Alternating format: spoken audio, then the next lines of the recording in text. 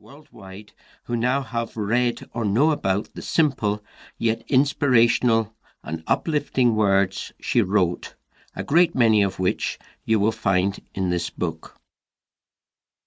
She would say herself that she was not a writer, but these words came as inspiration, guidance, through her by a simple process, being able to still herself enough in the moment to hear a clear, still, small voice within her, which she then immediately wrote down in her spidery handwriting in blue copybooks.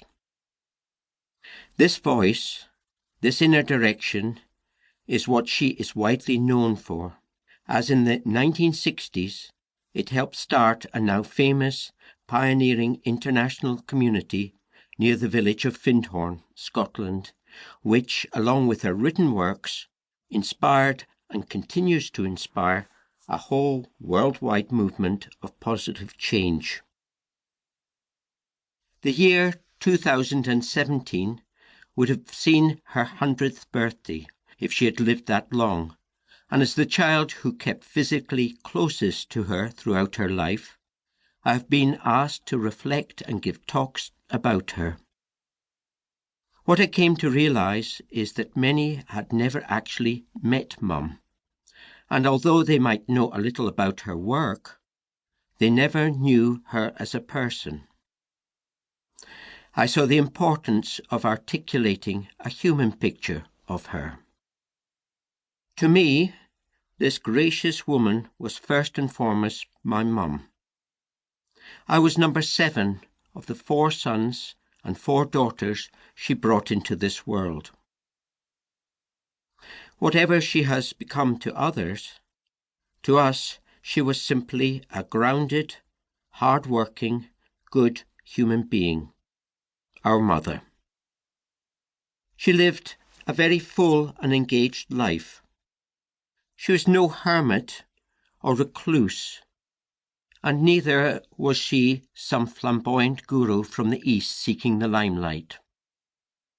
Quite the opposite, as outwardly she was this unassuming, well-dressed, middle-class woman, often seen shopping, umbrella and handbag in hand, in the local town of Forres.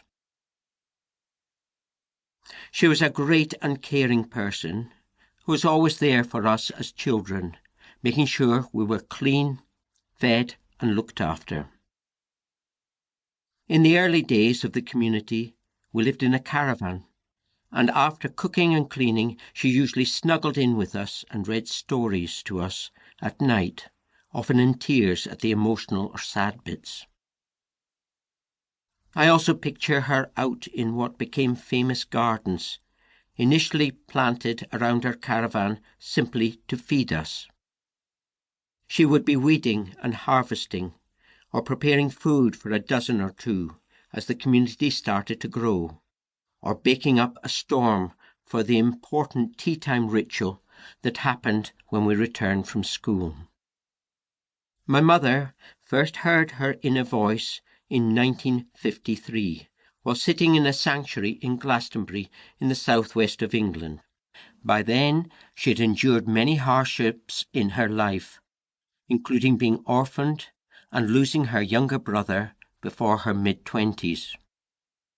Her falling in love with my father, Peter Caddy, a squadron leader in the RAF, resulted in her first husband taking out a court order disallowing her to have any contact with her first family of 5 children for 16 years and being ostracised by friends and family. She also endured the extreme discipline of my father's former wife, Sheena, who became a spiritual teacher to both of them, along with others, including Dorothy McLean and Lena Lamont. Yes, it was a hard life for my mother, but every time she looked for external security, she was directed back to placing her reliance on that internal voice that became the inspiration and clear direction to her life. The voice initially seemed to be there simply to help her in her times of personal need. It then developed to guide her and others in an experiment in conscious